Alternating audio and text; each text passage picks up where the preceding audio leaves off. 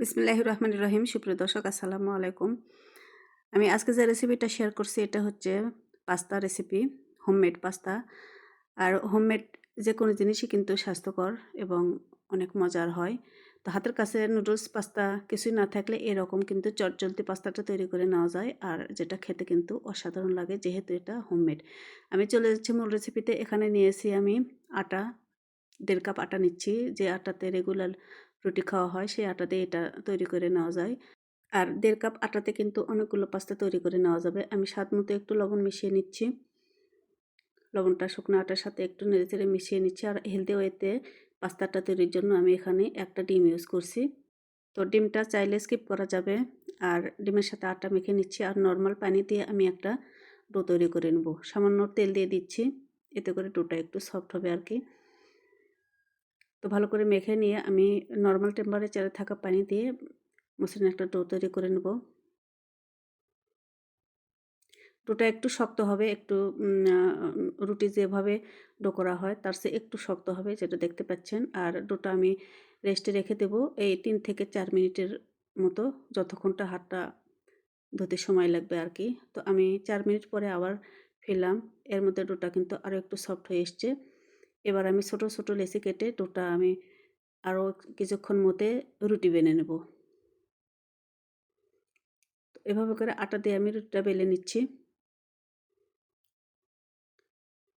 বড় সাইজের একটা রুটি বেলে নিচ্ছি এরকম করে। আর রুটির থিকনেসটা এরকম হবে, যেটা দেখতে পাচ্ছেন।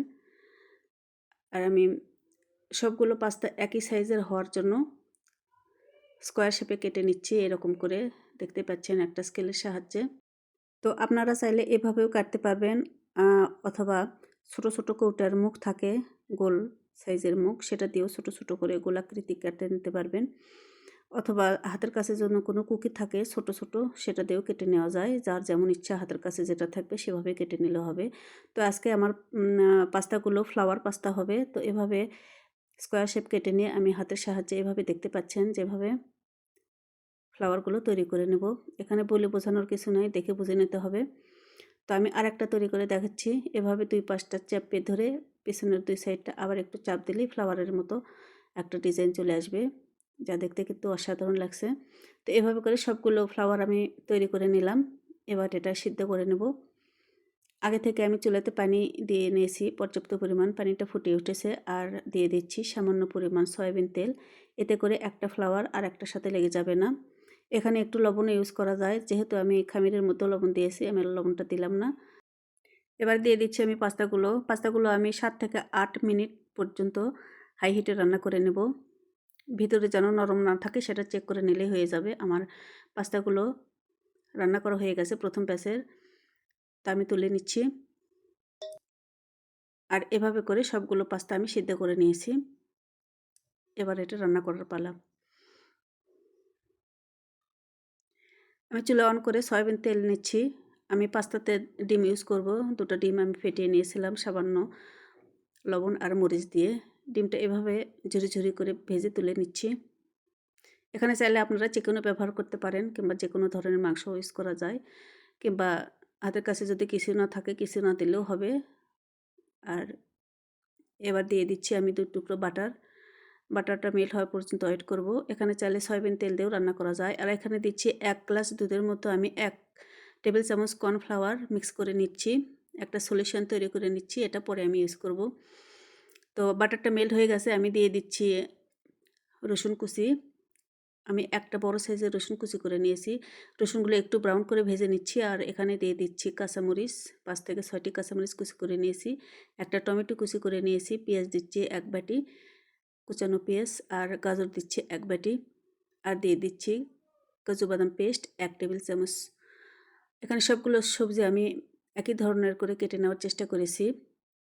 আর এই সবজিগুলো যে কোনো একটা স্কিপ করতে পারেন, কিংবা আরও কিছু অ্যাড করতে পারেন। যার যেমন হাতের কাছে যে রকম সবজি থাকবে অ্যাড করে নিতে পারবেন। তো সবজিগুলো আমি সটে করে নিচ্ছি 2 থেকে আড়াই মিনিট। আর স্বাদ মতো লবণ দিচ্ছি 1 টেবিল চামচ, টমেটো সস দিচ্ছি 1 টেবিল চামচের একটু বেশি, আর সয়া সস দিচ্ছি 1 টেবিল চামচের মতো। যেহেতু গাজর আমার ভাপানো গাজর, এখানে সিদ্ধ হতে টাইম লাগবে না। আর দিয়ে দিচ্ছি 1 গ্লাস দুধ, যেটা আমি কর্নফ্লাওয়ার মিক্স করে রেখেছিলাম দিয়ে আমি ভালো করে একটু রান্না করে নিচ্ছি, নেড়ে চেড়ে মিশিয়ে নিচ্ছি। আর কর্নফ্লাওয়ারের মিশ্রণের সলিউশনটা দিলে পাস্তাগুলো কিন্তু একটু স্টিকি হবে, দেখতেও সুন্দর লাগবে, খেতেও ভালো লাগবে। এবার দিয়ে দিচ্ছি পাস্তাগুলো আর দিয়ে দিচ্ছি ভেজে রাখা ডিম। আর এ পর্যায়ে দিয়ে দিচ্ছি আমার হোমমেড ম্যাজিক মশলা। এর উপর একটা ভিডিও আমার চ্যানেলে অলরেডি দেওয়া আছে, চাইলে সার্চ দিয়ে দেখে নিতে পারবেন। এবার সব কিছু ভালো করে সটে করে নিচ্ছি।